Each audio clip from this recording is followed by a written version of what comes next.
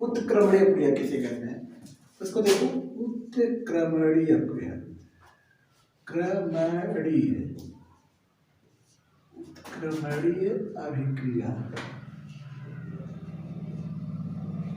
इसको अंग्रेजी क्या कहते हैं? अगर पूछे तो कहोगे रिवर्सिबल रिएक्शन,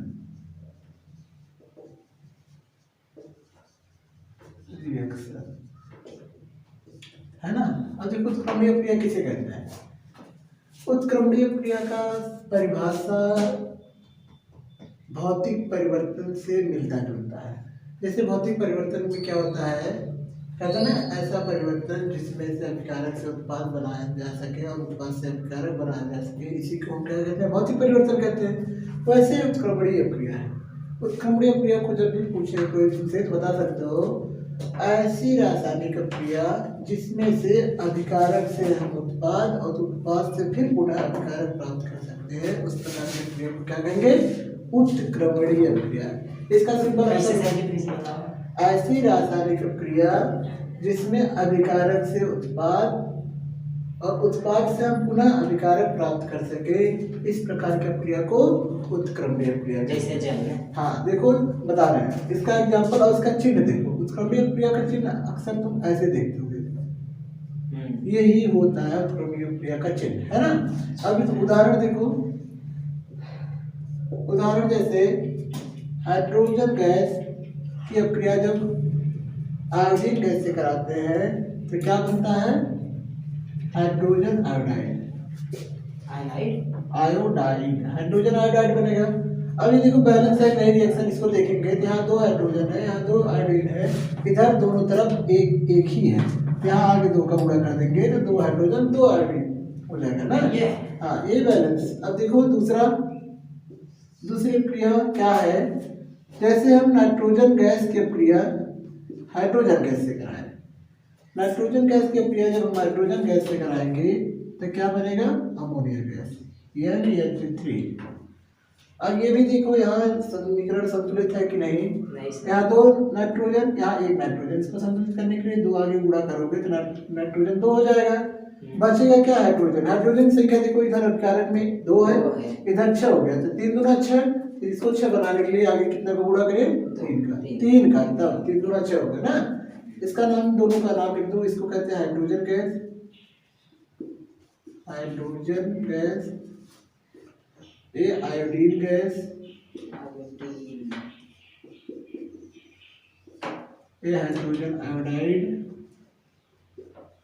हाइड्रोजन आयोडाइड, इसका नाइट्रोजन गैस, इसका नाम नाइट्रोजन गैस, ये हाइड्रोजन गैस, ये अमोनिया गैस।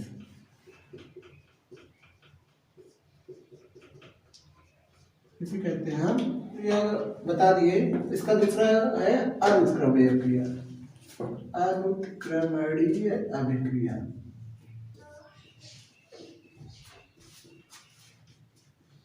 अनुत्क्रमणीय क्रिया को अंग्रेजी क्या कहते हैं अगर कोई पूछे तो है, जैसे रिवर्सिबल था जिसका इरिवर्सिबल, इरिवर्सिबल रिएक्शन।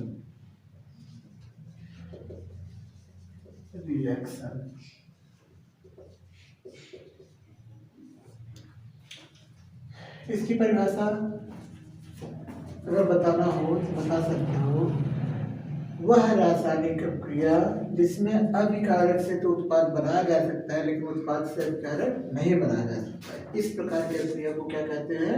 अनुत्क्रमणीय क्रिया।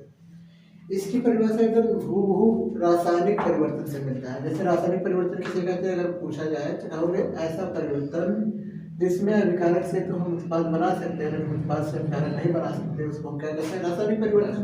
तो उसी से मिलता जुलता इसकी परिभाषा है ना। अब इसमें देखोगे अनुत्क्रमणीय क्रिया का चिन्ह क्या होता है, तो अक्सर तुम अभिक्रियाओं में ऐसे देखोगे रिएक्शन में इस प्रकार का चिन्ह। जब इस प्रकार का चिन्ह रहेगा तो तुम समझ जाना अभिकारक से तो उत्पाद बन सकता है लेकिन उत्पाद से हम अभिकारक नहीं बना सकते। इस प्रकार के प्रयोग क्या कहेंगे? अनुत्क्रमणीय क्रिया। इसका उदाहरण देखो, इसका तो बहुत सारा उदाहरण है, बस एक ही देखो पहले इधर। जैसे एल्युमिनियम धातु की प्रक्रिया जब हम सल्फ्यूरिक अम्ल से कराते हैं तो बनेगा क्या, aluminium sulphate plus hydrogen gas, है ना, यही दो बनेगा। अब इसमें देखेंगे इसका पूरा नाम अगर देखें, एल्युमिनियम धातु ये हो गया, एल्युमिनियम धातु, और ये सल्फ्यूरिक अम्ल,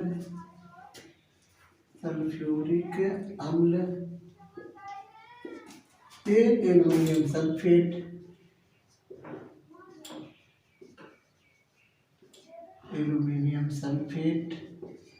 ये हाइड्रोजन गैस,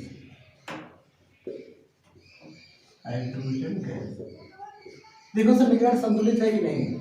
जैसे यहाँ देखेंगे अभिकारक में यहाँ से लेकर यहाँ तक अभिकारक में एल्युमिनियम की संख्या कितनी है, इधर एक है, लेकिन उस पास में देखोगे दो हो गया, तब इधर अभिकारक में इसको दो बनाने के लिए आगे क्या करेंगे, दो का गुणा करेंगे।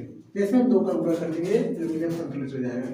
अब देखो यहाँ से कोष्टक के अंदर देखो सल्फेट है SO4 में देखोगे सल्फर संख्या के बाद यहाँ देखोगे 3 का गुणा हुआ है सल्फेट में, 3 का गुणा हुआ है, ये सल्फर के साथ भी है और ऑक्सीजन के साथ, तो सल्फर के साथ अगर गुणा हुआ है तो कितने हो गए, सल्फर 3 हो गया। तो यहाँ देखोगे सल्फर कितना है, सल्फ्यूरिक अम्ल में 1 है, आगे जब हम 3 का गुणा करेंगे तभी तो सल्फर 3 होगा, है ना। जैसे आगे हम 3 का गुणा कर दिए सल्फर 3 हो गया। अब ऑक्सीजन की संख्या देखो इधर कितना हुआ, 4 × 12, यहाँ देखोगे 4 × 12 बैलेंस है। अब सिर्फ बचा क्या है, सिर्फ हाइड्रोजन संख्या इधर देखो 2 × 6 हो गया अभिकारक में, उस पास में 2 है, तो इसको 6 बनाने के लिए आगे हम 3 का गुणा कर दें, ये क्या हो जाएगा, बैलेंस हो जाएगा, है ना। जैसे हम 3 का गुणा करेंगे तो इस समीकरण संतुलित हो जाएगा।